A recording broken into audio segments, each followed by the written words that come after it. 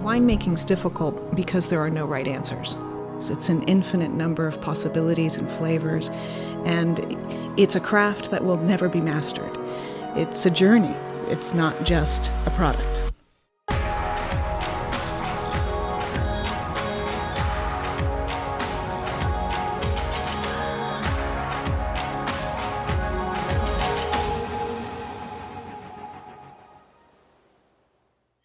Welcome, everybody, to the 18th edition of the Wine Stream with Palmaz Vineyards. I'm Florencia Palmaz, and joining me, as always, is my brother Christian and sister-in-law Jessica. Hi, everybody. Happy to be here. Oh, we have got, I have all these spices in front of me, all this gorgeous beef, and all this beautiful Cabernet. I just don't think it gets any better than this for a Wednesday. No, this is the new standard. Oh, yes. We'll just have world-class chefs air freight us beautiful spices every Wednesday. It's a really special treat we have to share with everybody. And I'm sorry that we weren't able to share this literally with you. Technology is lacking in not being able to give you like a video scratch and sniff feature.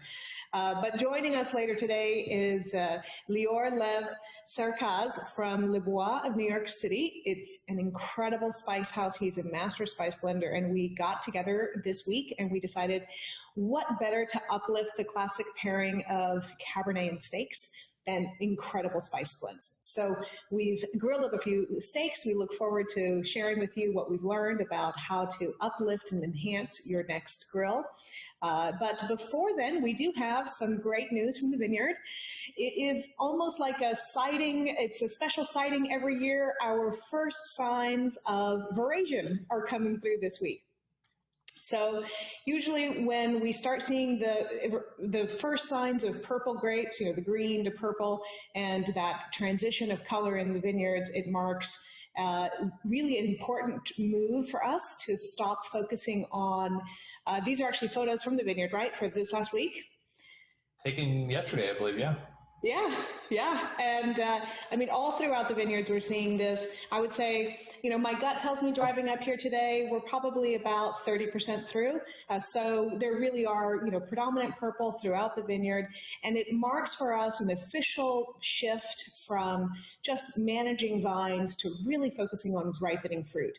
So all over the vineyard, you'll see us we're pulling leaves in the fruit zone to help enhance more sunlight in vines that need the fruit that needs a little bit more sun, a little bit more of a push. And then also conversely, we're even sort of, letting the vines flare out a bit more to cast shade in those that are getting a little bit more sun. So it's a cool time. And this usually marks like the final countdown to harvest. Chris, approximately what's your guess and how many days until we pick?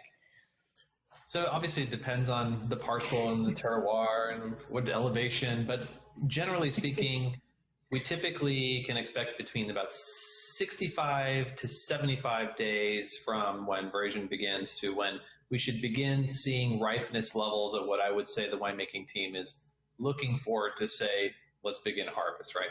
But, and this is down here. If I took you up to 1400 on top of the mountain, we're really not seeing a lot, right? So it's always, they're about 2 weeks behind. So that's normal. And it's actually a good thing, right? Because then we don't all have to pick everything at one time. Oh, yes. Well, and exactly. Veraison gives us a sneak peek of kind of the order of operation of how the grapes are going to come in, because depending on how they're turning color right now, we can start thinking and planning about, what's the delay going to be as we're picking from the bottom to the top to the middle vineyards. So yeah, thankfully we do have a staggered harvest here. It's one of the real blessings of having so much terrain on this property. And we look forward to sharing with you guys sort of updates as we go along in the vineyard. I'm sure soon enough we'll be able to share with you sugar levels, acid levels, really how they're actually parcels are tasting. And Chris, it would be great maybe to even share some vigor data with everybody on the show as we progress. It's the final countdown. It's going to be cool. Harvest is always exciting around here. And unfortunately, since we can't, give tours indoors, we're really going to be relying on the wine stream to show what's going on in here. So Absolutely. Yes. Well, with that, let me introduce a little bit about Lior and Le Boîte. It is an extraordinary place. If you are in New York City or planning on going to New York City, I highly recommend that you go to the store. It's really one of the most spectacular spice shops in the world. Lior is a chef by training. He actually studied with some of the top chefs both in New York and in France, and really got an extraordinary background in spices, and brought that culinary expertise and that real classic French training over into this world.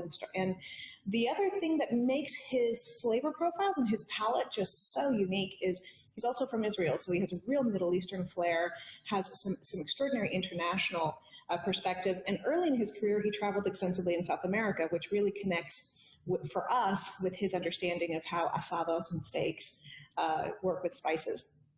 So last week we were really lucky to be able to get him some steaks and him to get us some spices, and we did sort of a cook-off.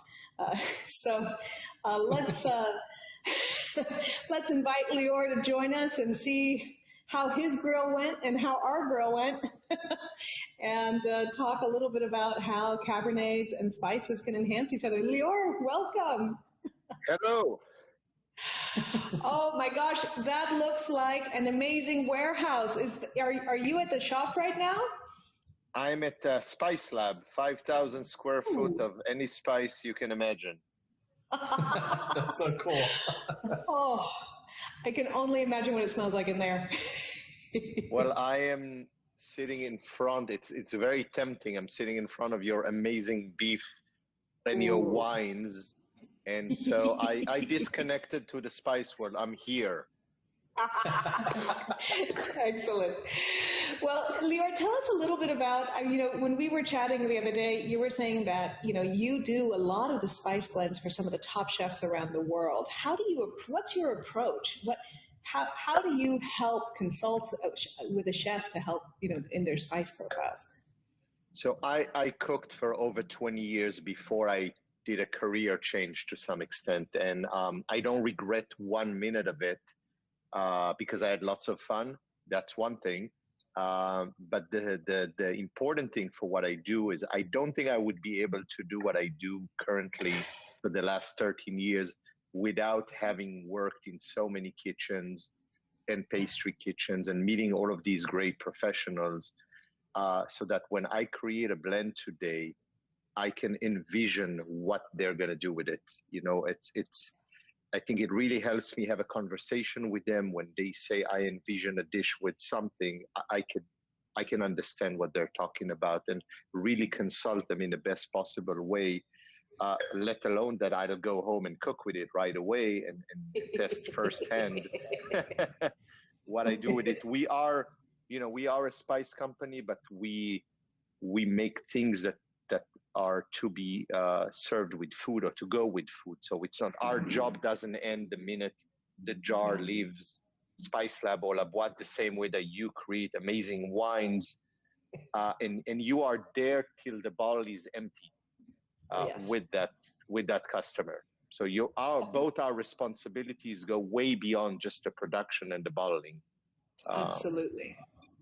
I love that saying. It's so true. We really do. We want to open the bottles with our customers and our collectors and really get their reactions. There's nothing more fulfilling in the wine business to have a tasting room and to be able to really see people's responses to the wine. So I get that. I absolutely do.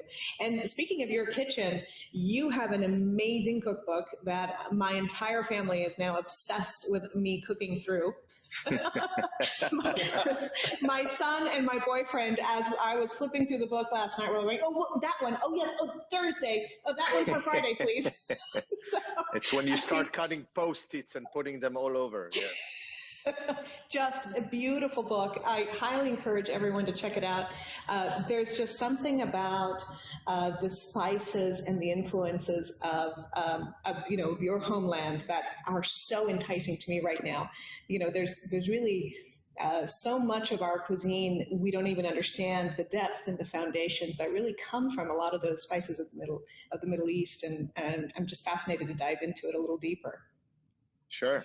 Yeah, absolutely. I mean, it's book number 3. It doesn't get easier with time, but I think we're getting more efficient to some extent. And really, with this book, comparing to the 2 other ones that are also very dear and near to my heart, was rethinking just the basic of what it takes to create a simple dish, and like the title suggests, mastering.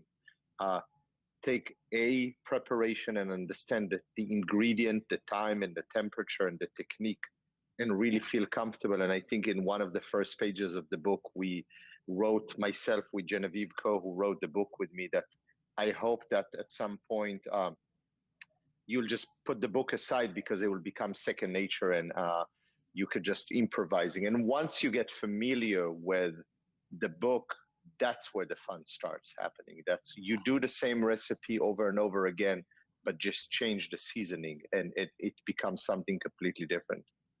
Yeah, one thing I'm really looking forward to diving into are those flatbreads, the garbanzo flatbreads, and then all the different combinations of toppings and seasoning enhancements to it, which is really neat. And you do that time and time again in this book, which I thought was so interesting. You know, I think you do the same thing with chicken, and then you do the same thing with even some desserts, where you show all the alternate seasoning alternatives to it. So yeah, looking forward to this. Yeah, every dish is presented in its master form, as we call it, and then there's 4 or 5 variation on how to make the same dish taste differently, just by changing the seasoning, or what does one do with leftovers, which is not often tackled. Absolutely. Well, and with that vein, we decided to take the same approach with steaks, right? So the challenge for us this week was, let's take the same steak and let's see how spices and wines can uplift and enhance the same steak for the pairings of those wines.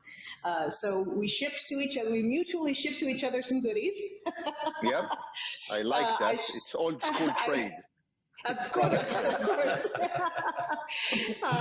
So we shipped to Lior actually 2 of my favorite cuts of beef that we do have a little bit available at brasasclub.com. We shipped you the ribeye cap steak and the hanger steak. The hanger steak is something very precious to us because there's only 1 per animal. And it's one of those sort of super rich, dense cuts of beef, and very much a chef's secret. It's not often found in the butcher shops or in the supermarket, and even in most restaurants, they really can't get their hands on a lot of volume of it. And of course, all of these are grass-fed Wagyu, so they have, like, I don't know, I'd love to get your opinion. I mean, what did you think of the flavor of the beef and the texture of the beef compared to, regular Wagyu, or even, the regular beef that you encounter? I think it's what I call upsetting things, because when you taste product like this, you're like, why can't everything be this good? And so it falls into my upsetting categories, like certain restaurants that I go to, and it's like, why can't everything be as good? So I think that what I love about both cuts is really the flavor of the meat. Obviously I season them and cook them, but you really get a character. You get some bite to it. I think, hopefully I'm saying it correctly, but you got to work with each bite. You got to really identify what you're tasting. There's so many layers and levels, and even a few minutes afterwards. And I like it. It's not something you're like, okay, sure, I've had a steak, and now what? And so I think that to me is very interesting, and going into your worlds and the idea of pairing. And I often go back and forth between the friendly pairing, the hand in hand, this and this will get you to a safe place. I am more from the other side of the map. I'm a lot about the clashing pairing, is to take 2 things great on their own and get to a third place that otherwise would be hard to achieve. And really great, beautiful product with great character, great flavor. And so it's just amazing to see these beautiful cuts. I was thinking whether you could use a butchered wine to connect the hanger with the Gaston when you buy it. So that it's all like bundled. a little tag. or if you can put the hanger in the Gaston, it's, I don't know, something. I must say that I didn't really wait for you guys. I had a bite of and a sip or 2 or 3 of each. Sorry. Spoiler alert. It's late for you. It is, well, it's way past 5 and it's past 7 and it's, you know, in my world at least, there is no time for good things. So Absolutely. As long as you can function after that, or you don't have to. Yeah, so. It's the wine stream. We're all a little, it's all a little loose here. Yeah. Well, so I grilled yesterday because I wasn't going to have time earlier today. So I grilled last night a tri-tip because that's all that I had in my freezer. And we do have a few tri-tips. And I've got to say, I was blown away even with my tri-tip, the sort of the marbling. And of course, tri-tips are funny shapes, so don't mind my awkward shapes there, but really beautiful marbling. I actually was pretty impressed with how much marbling was inside of a tri-tip, which is normally traditionally a very lean piece of meat. And so I went and I did you and I agreed that we were going to try an approach, right? This is, I love, this is the we said, okay, we're going to try Gaston. Hold on, let me go in order. 16 Cabernet with, I actually, no, this is the one that I cheated. You sent me extra in the box, the Ayala? Yep. Gorgeous. So it's the name of my mother, so it better be good. Beautiful. We have a wine named after our mother, so yes, I agreed. Always the things named after our moms are always good. That's right. and they tend to have one customer that matters. Yeah. That's right. and you know, mother is always right. Whatever you do, of course. mom. That's right. No, we understand. Absolutely. So can I ask, is the number 16 underneath, is that the versions that it took to get mom to approve? No, it's way more simple than that. I started 13 years ago, and I thought it would be easy just to number them. By every time I added a blend, I just went up, and then I kind of took an oath that is worth the paper that it's written on, that I will stop at 41, and we're today officially up to 80, 85 blends, non-officially up to 300. We have, I have some friends who make ghost beverages. We have ghost spices. So we have some unnumbered ones that are sold to professionals, client, to restaurants and whatnot. So Ayala, the approach here was very clean and simple: pepper, salt, rosemary, which, time and time again, and I like complexity, but often enough, I'll just go there. I was like, why do I need to add 20 more things when those 3 are just good? And for me, when I smelled this, it immediately brought me to this image of sunshine and simple barbecues, sort of like in the sort of Tuscan and Argentinian tradition. Really beautiful blend. So I had a lot of fun with that one. And then we went on to Gaston. And this is 2014 Gaston, so very ripe year, very big year. Upper vineyard fruit, and you recommended, when we were chatting about what I thought of the wines, the Cara. Tell us what is Cara. Cara is named after a young woman who is a chef who now lives in Burlington, Vermont. I should point out that it's pretty hard to get your name on a blend. So, we have people like, even my dear wife does not have a blend named after her, just the name doesn't, her name is Lisa, so I could just, we're still trying to figure it out, but. You'll have one by next week now. No, trust me, she knows by now. It's been 11 years. It's all good. But Cara, who used to cook for one of my dearest friends, Anna Surtun in Cambridge at Oleana, came back from a trip in Morocco and mentioned that she had this blend in Morocco made out of coffee and some clove and cinnamon, and would I consider just making something similar, which I found very interesting because we weren't using that much coffee as an ingredient in our blends. And we made the blend, and these are some of the amazing moments throughout my career where you're like, this is going to be I don't know if you have these moments where you go back to a barrel and you're like, yeah, this is, and you're like, why don't we have another 700 of those? And so for me, it was the Cara blend. Fortunately for me, I can make more of these versus, you know, a vintage. But so coffee, clove, cinnamon in it, a little bit of nutmeg. So really mimicking a lot of the Moroccan tradition of sweet, savory, not by adding sugar or by any means, but the sweet comes from a cinnamon or a clove, the sweetness in a nose. And I found the hanger to be a perfect partner in crime for this because it could really hold up to it. And the Gaston, which again, I told you that if you could put the hanger and the Cara in the bottle and I think it works well. It's just, I found it as a beautiful combination. Both hold on to their game and not sacrificing anything. And there's really a depth and length to the bite, which I find at least very interesting when I eat and drink with things. That's just the term in French, I think, is called codailly. It's like the length in the mouth of how long the wine retains. And because there's some bits and pieces, and I just season it with gray salt. And you and I spoke about it, Florence, I think this idea of people don't season properly, or they're very shy. They're not aggressive enough. And two, pre-seasoning. So both the ribeye, by the way, and the hanger were seasoned 24 hours before they were cooked and just left on a rack, on a wire rack in the fridge. And there is no loss of moisture. There's no liquid coming out. I invite really people who are up to this.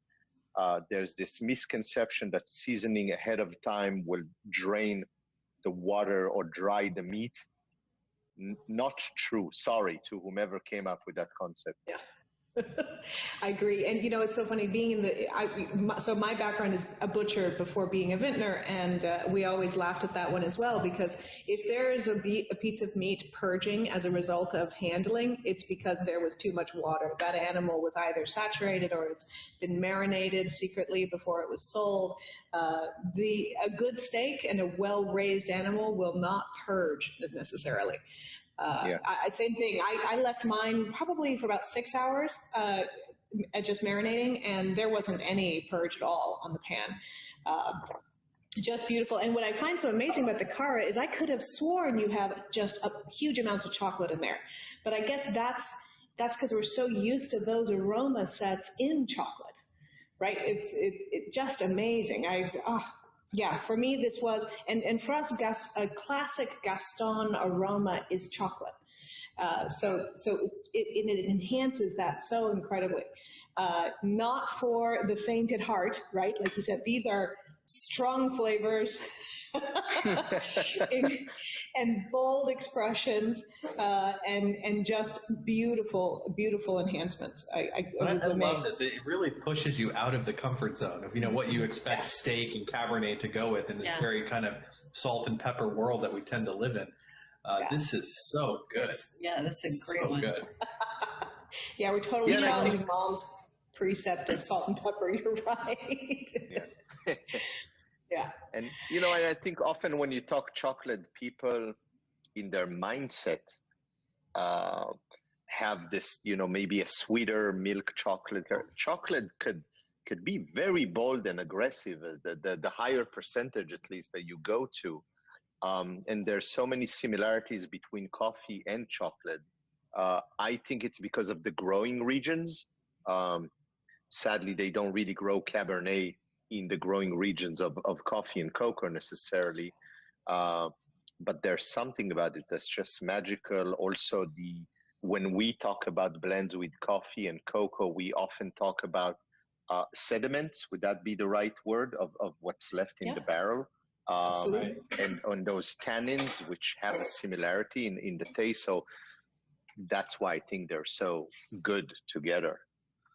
Lior, I have, I'm watching the comments as we're chatting, and actually, Andy has a wonderful question for you. Do you have any advice or thoughts on sous vide and seasoning and marinating when you do a sous vide application versus just a dry rub?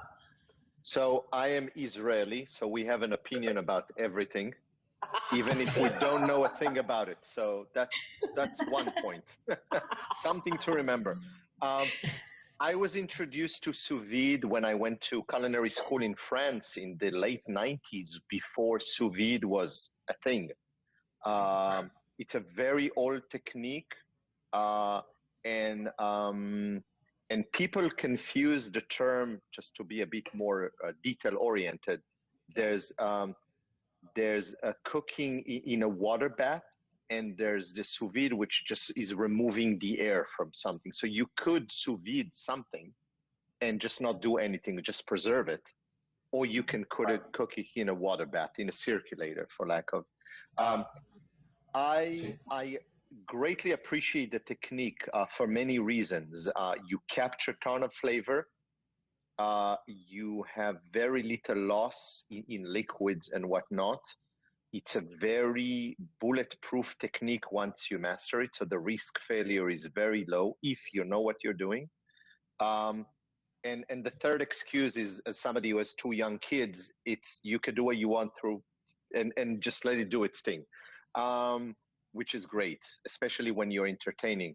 I do like to use it and pre-season, whether it's the meat or even vegetables or fish, and let it sit in the bag. I personally don't even own a fancy vacuum machine. I use Ziploc bags, and it works great. So I don't really distinct the seasoning, whether I'm going to grill, roast, or pan-sear between a sous vide. I use the same amount. It's more about the time and the temperature that are relevant when it comes to it. But yeah, fantastic technique. That gets a really great result, and very consistent. Cooking is a lot about consistency. Yeah, that's so great that you say that. I agree.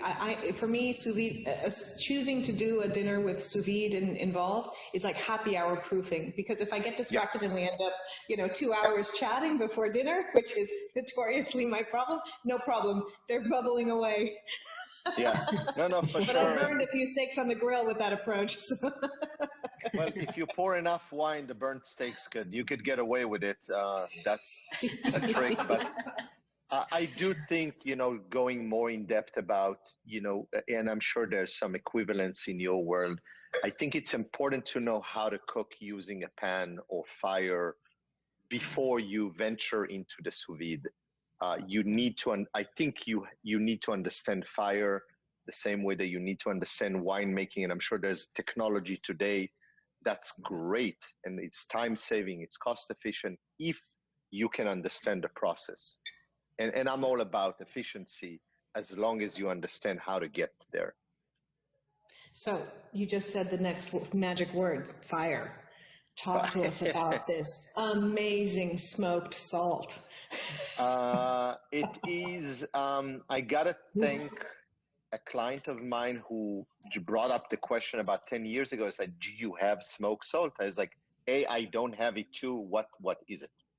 And I did a lot of testing of smoked salt, and a lot of them were very offensive, and we ended up picking beautiful flakes of Malden, just the pure Malden salt. They do make their own smoked salt, but we buy Malden flakes, and we smoke them in a wood smoker with, actually, interesting enough, grapevines.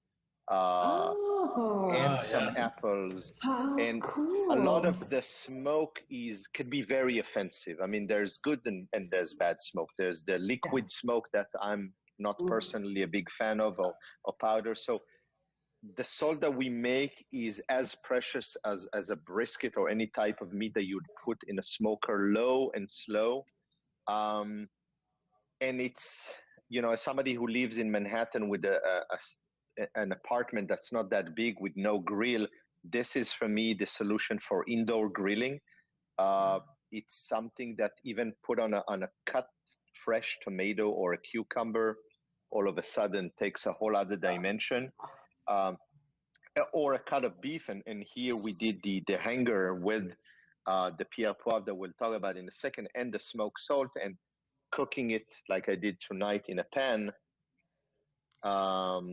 Doesn't, you don't lose any of the effect of the non-grilling for that matter. So that's amazing that you say that you use grapevines. I literally, when I smelled it, I was like, there's something familiar for this. We use the clippings of the winter vines as the starter for our barbecue. So that's why I was like, oh, now that you say that, it brings it. It's, of course, this smells like the beginning of my barbecue every time. The smoke is really clean. Yeah. And we've smoked chickens, and we have a big Texas style smoker, and like the grapevines are perfect. And then I have to say the other perfect thing is Cabernet barrel staves, which is a different type of smoke, but both equally as beautiful. But yes, we have lots of clippings available, so they go in the smoker. But it's what I find is that it's like much cleaner. It's like the cleanest smoke, and the salt.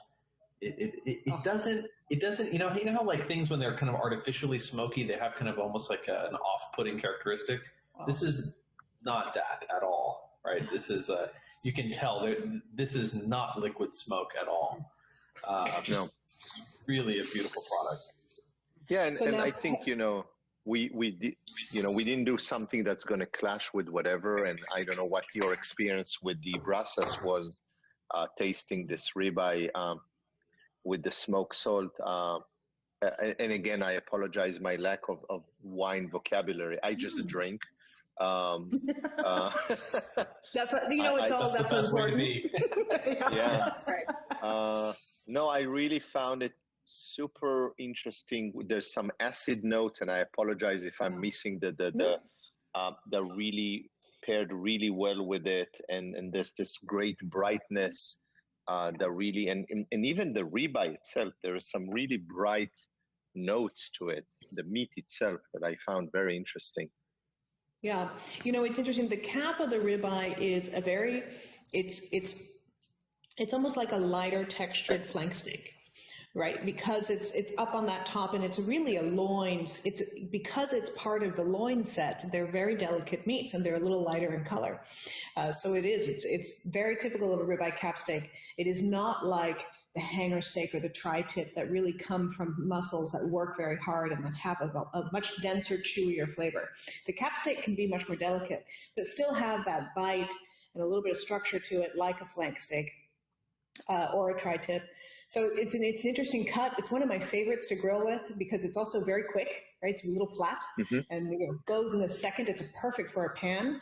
And of course, Brasas, for us, we literally made this wine for fire and food. So, and we say that all the time. It's a Cabernet that has quite a hefty amount of Malbec in it. It's what we consider the super Argentinian, sort of the closest we'll get to making a Malbec here in Napa.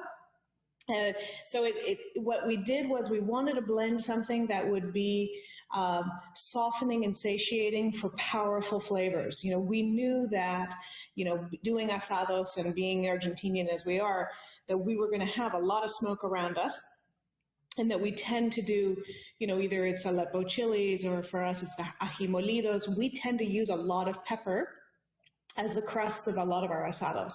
So we needed a wine that had a nice, soft, broad mid-palate to help quelch some of that heat. So the Pied de Poire was a perfect combination for that. It highlights how those two can play together. And, so many times, and it brought me back to one of the most amazing wine dinners, one of my first winemaker dinners that I ever had in the U.S. It was a chef, Jimmy Schmidt from the Rattlesnake Club in Detroit, and he was known for unusual combinations and unusual menus. And first menu he sends to me is one of my very first winemaker dinners in the country. I fly out there, and it's ají tuna steak paired with Gaston. And I thought, oh no.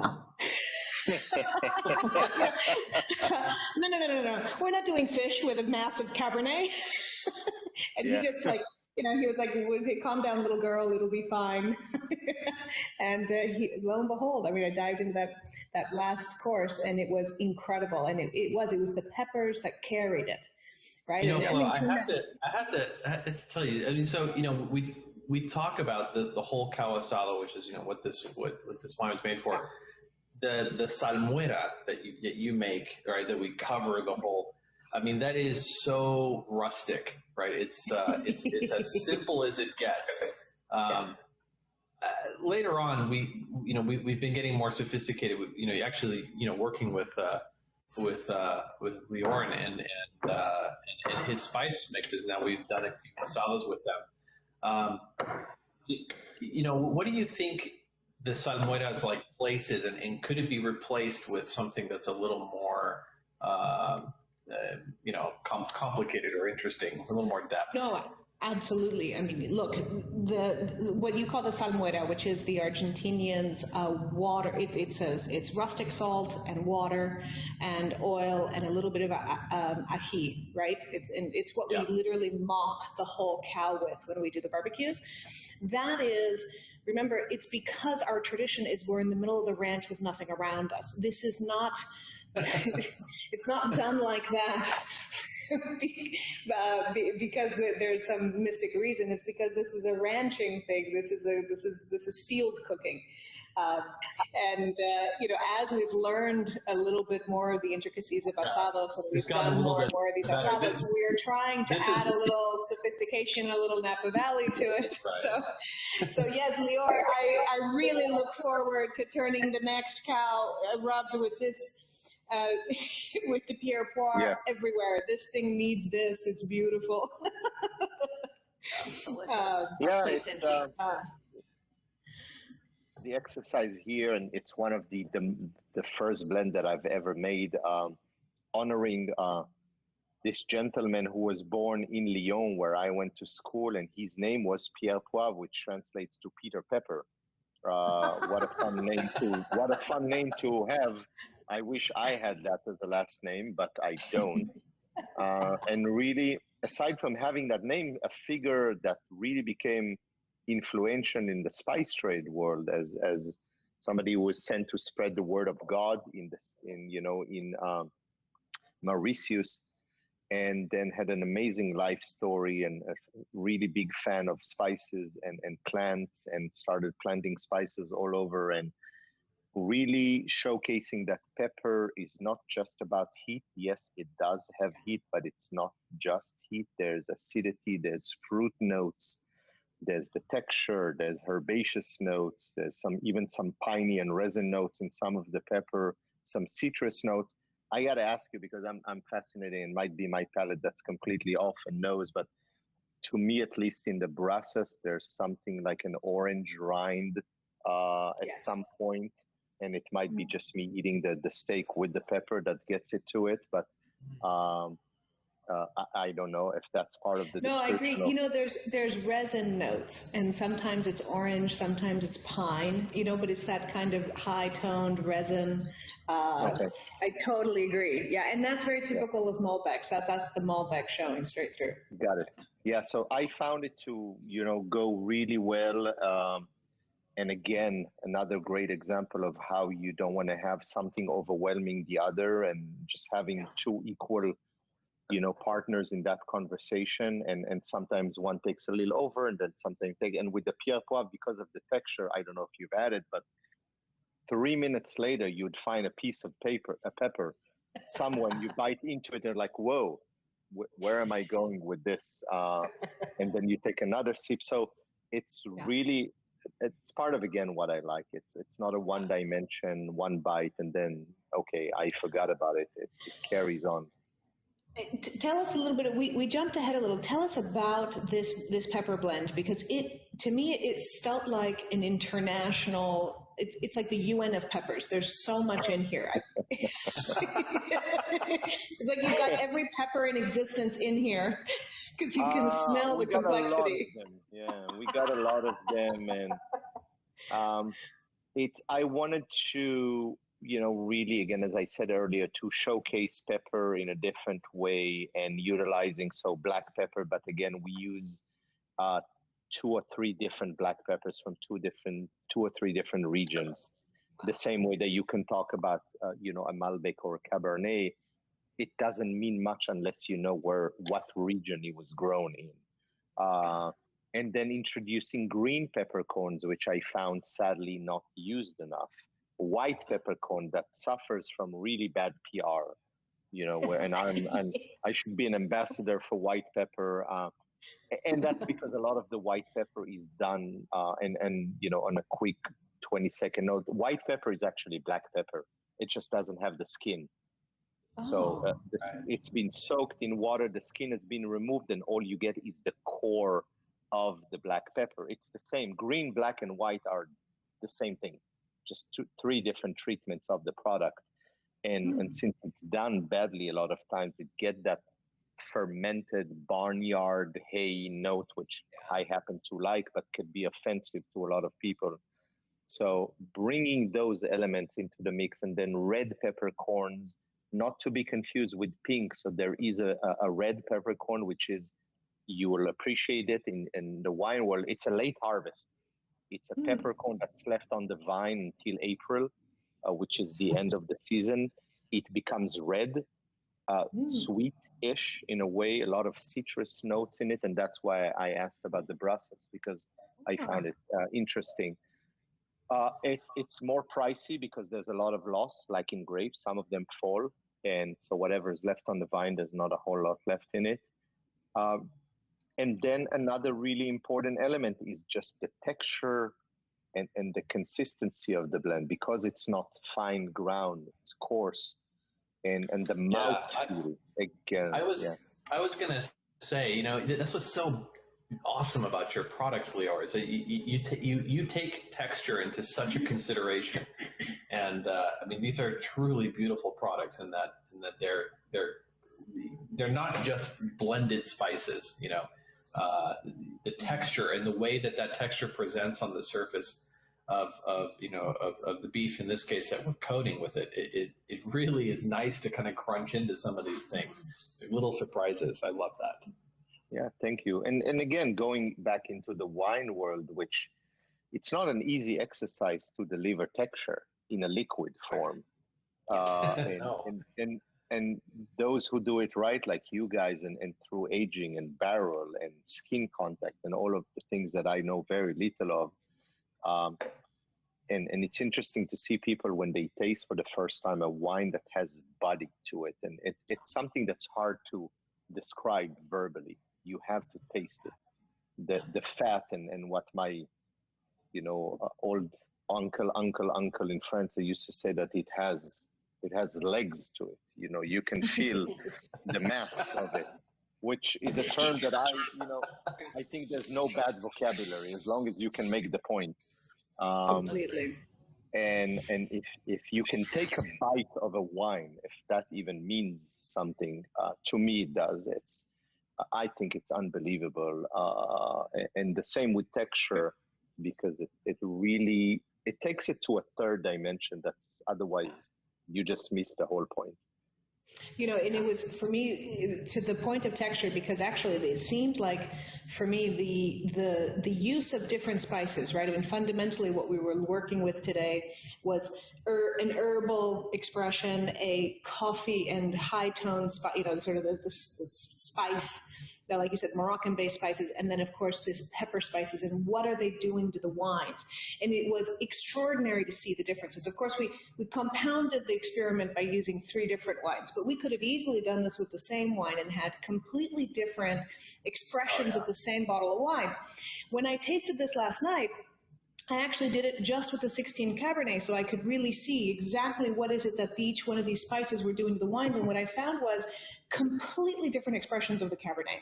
When I was tasting the 16 Cab with the rosemary, the herbal blend, it was amazing to see. It was the one of all the combinations that uplifted the fruit component to the wines. For some reason, having the steak and the spices be grounded in an herbal note it allowed the wine to really shine and express its blackberries and its cherries and its cassis. And it also was the only combination that softened the tannins, where the wines felt softer.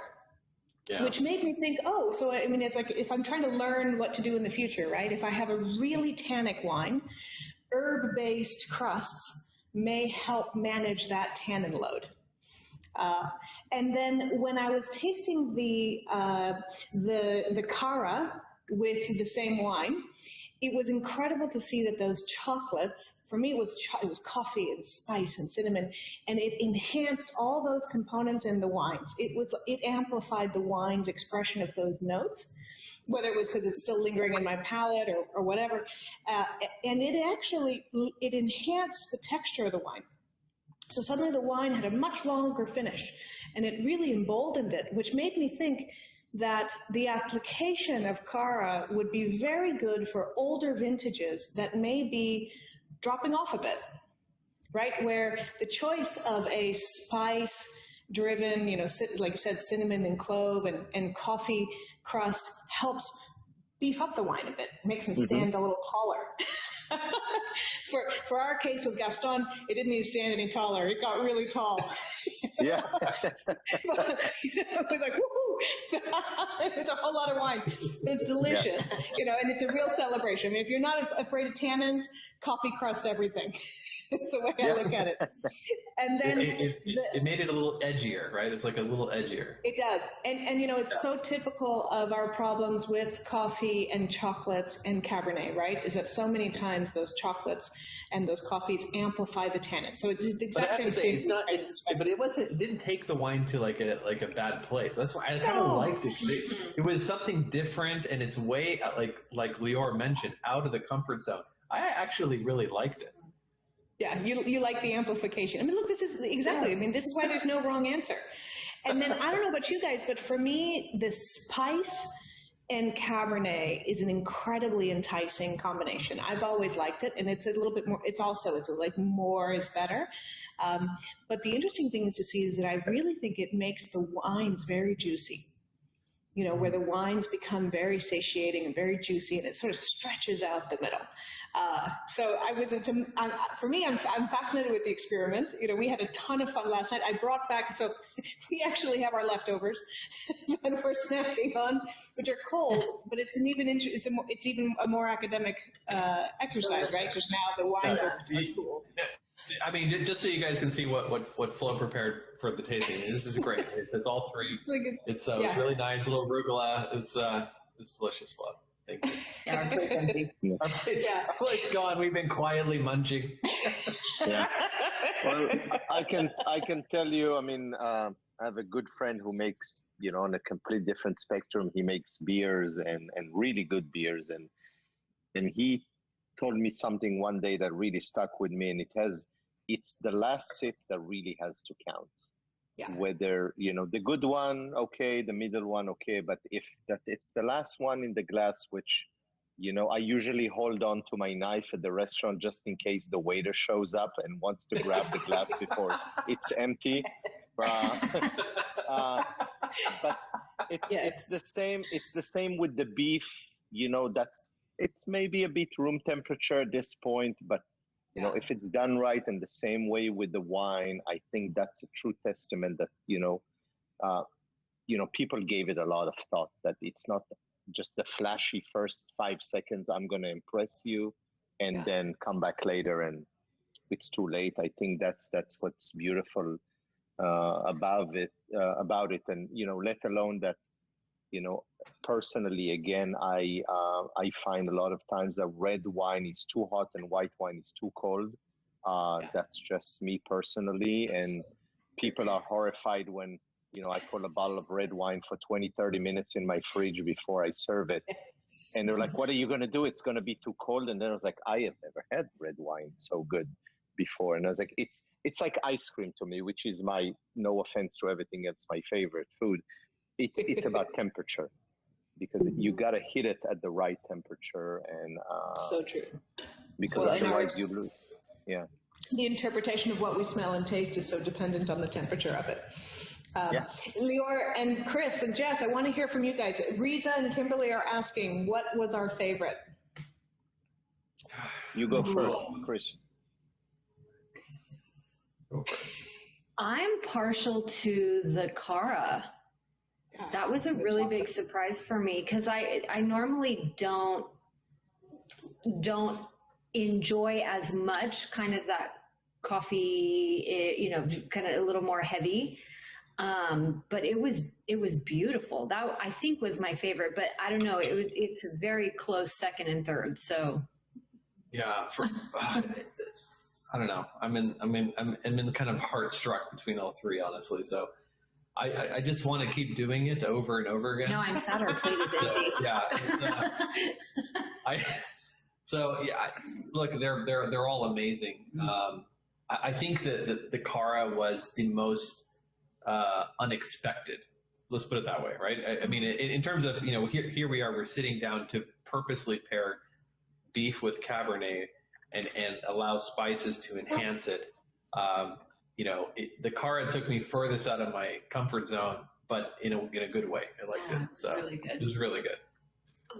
Yeah, I just like this type of debates where I don't need to pick a side. I could just have both, as I'm doing right now. That's right. And Yeah, you win it with all three. Yeah, absolutely. and I can go back and forth. And again, I can tell you, as you know, as just somebody who enjoys good food and good wine, this might be a new concept for me of having things side by side. They're so good together that I could go back and forth between the both and not sacrifice one or the other. And I think that I would be very happy to serve these two cuts seasoned differently to friends, family, or both.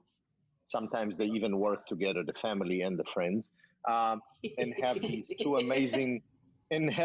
amazing wines together and be able to go back and forth as I wish, because you have a very unique style of winemaking, which you know, I'm gonna throw a complete wild card into the party for our next tasting, and okay. I know it's gonna sign up certain wild, but I would even bring the Chardonnay into this competition. Oh, yes.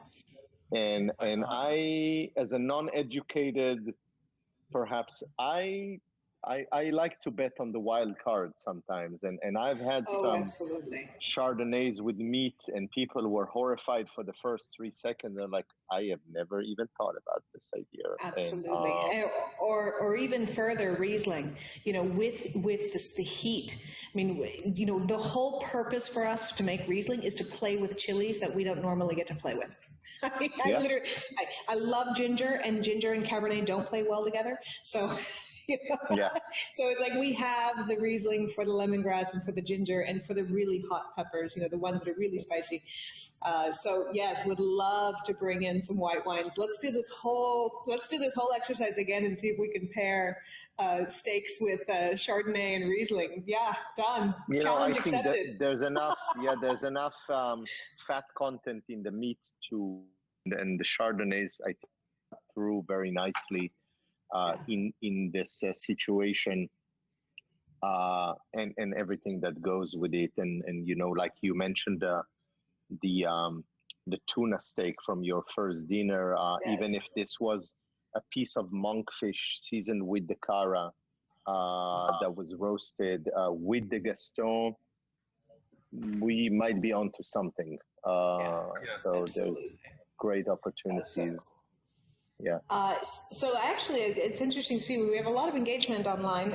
Ron is asking Asian foods and red wines. What are your thoughts? Do you have any certain spices that you do like that work in the Asian spice set with red wines? Yeah, I've had, you know, I've had red wine with any type of meal, and depending which one. So, you know, there's not one answer to it. I think that, you know, again, it depends. You know, saying red wine is saying, you know, I want to buy a car. I mean, what do you want to drive, or what shoes do you want to wear? but there's definitely a lot of great red wines. So I would take a wild guess that even the Brasas, to some extension, could hold on to some of these flavor profiles. For maybe not the Gaston. It might be a bit more challenging, but the Brasas, it's like the bulletproof secret weapon that you can pull it. And it's like, do you want this? I have Brasas. I have Brasas too. So. Whenever I think of sort of different traditional Asian flavors that pair really well with red wines, my mind just goes straight to fermented black beans, that kind of deep umami, as well as the really heavily toasted miso pastes. Those miso crusted almost anything I love. Yeah, sure. And there's a whole depth of really rich. There's some of those Szechuan pastes as well. I don't even know what I think it is also the Szechuan paste is a variant, I think, of the black bean paste. But I would even think that, a sort of Chinese-inspired duck to some extent with the Gaston. I don't know if you've had any duck with Gaston. I would hope that you did. Absolutely. One of my favorite pairings is actually squab with blackberries and Gaston. It's one of my very favorite pairings. So the duck would be very close to that. Yeah, absolutely. Yeah. So a duck that's, being either, partly, I wouldn't say maybe smoked, but maybe with some sweet component to it, and maybe a star anise or a clove or something in that spirit of like a Chinese 5-spice duck with the Gaston. I think with enough crispy skin, of course, we could easily do the trick with that. The beautiful thing, there's really no error. It's all about trial. And the more you try, the more you'll know. So to answer Ron's question, just give it a shot. The commitment is 715 milliliters. That's all it is. And then you move on to the next one. That's the only risk factor in this game. It's not a mortgage. So it's not kids. It's 750 milliliters or a Magnum if you have one. But that's all it is. And what's left is great memories. So true. So true. Well, I love your perspective. We love your spices, Lior. We look forward to having them, as soon as we get our heads around all these delicious goodies, and we're going to definitely bring some of these on. We'll bring them onto the brasasclub.com website. And we were talking about creating these sort of kits, but then I realized that there are so many options and the interchangeability is so extraordinary. Better to have them a la carte. So actually, as we're talking, I see we have some customers who are even on your website now shopping. They're literally, they're chatting with each other about what to buy. Get everything. We hope we've sent you some customers, and like I mentioned again, it's such a pleasure. We look forward to grilling up some more steaks and playing with your just amazing palate and all of the spices that you've brought to us. Thank you again. Thank you, really for having me, but thank you for making all of these beautiful products that I'll go back to my first point in the conversation are now part of the annoying products, because why can't everybody make such good things? So thank you for making upsetting and annoying products that are just delicious and enjoyable, and just enjoy life, especially the last period that we're having. It's a lot of 750 milliliters containers and a lot of different good cuts. Just don't wait for tomorrow. Just go for it. Get a good bottle of wine. Don't keep it for your grandkids. Why don't you enjoy it now? Let them worry about what's coming up next. Could not agree open it more. Up. Yeah. Yes. So thank you. Awesome. Thank you for having me. Cheers to all of you. Yes. Cheers. So much fun. Oh, just delicious. That was really such a pleasure. So I hope I hope you all enjoyed that as much as we did. We have, I mean, my whole office right now just smells amazing with these containers open. So we really look forward to being able to share with you a little bit of that. And of course, the wines. So we didn't want to just be teasing you all with products that we can't make available to you. So as we mentioned, Chris, if we can share, Lior's company is leboisny.com. And you can see all of his products there. We will be working with him to bring on a few of these items that we think work really well with our beef for the Brasas Club. So we'll be bringing on a few of his spices onto the Brasas Club website. And then, of course, the steaks that we were talking about, we're not so mean as to just tempt you with steaks and talk about them and not make them available. We do have a few of these available a la carte. As you know, most of our steaks are sold to our members who buy sort of the whole animal as a subscription. But I do have about, I think it was, Jess, if you can remind me, it was like 17 of the hanger steak, and I think we got 15 of the ribeye cap steaks. So go on to brasasclub.com if you want and enjoy these. They really are. It's a flavor onto their own. It is a steak onto its own, and the tri-tip there, that's what we have here today, and just really, it's very unusual to find prime grade tri-tip that's grass-fed. It's a tri-tip like none other. And of course, all of our wines are available at palmazvineyards.com, but actually 2 of them are not available online. Is that correct? That's right. As soon as I said it, I tried to retract that. You definitely went a little bit fancy with the 14 Gaston. It was a cellar dive. It was a definite cellar dive. There's not a lot of this. So all I can tell you is reach out to your ambassador like yesterday. Same thing with the 16 Brasas. I mean, it's, again, this is basically fully allocated to the club, but there's a little bit left over. It's what we typically pour through in the winery. So since we're not doing a lot of tastings, there's a little extra. And of course, the 16, which is available online, because it is a current vintage. There's some unique size options there, so I listed them all for you. But there's a lot of fun things to be had. Additionally, just to know, the Gaston and the Brasas are normally only available to our club members, but if you mentioned the wine stream and that you saw that we were offering this on here, we'll go ahead and let even non-club members acquire a bottle and a sneak peek of these beautiful wines. So I think that concludes the business side of things. We have a few announcements. Bear with us. I'm really sorry to say, we are actually going to take this show and turn it into a monthly show. So we've had so much fun getting to meet with all of you every week. But as the harvest season is coming up, we are getting busier and busier in preparation of the cellar. And honestly, never expected to go this long.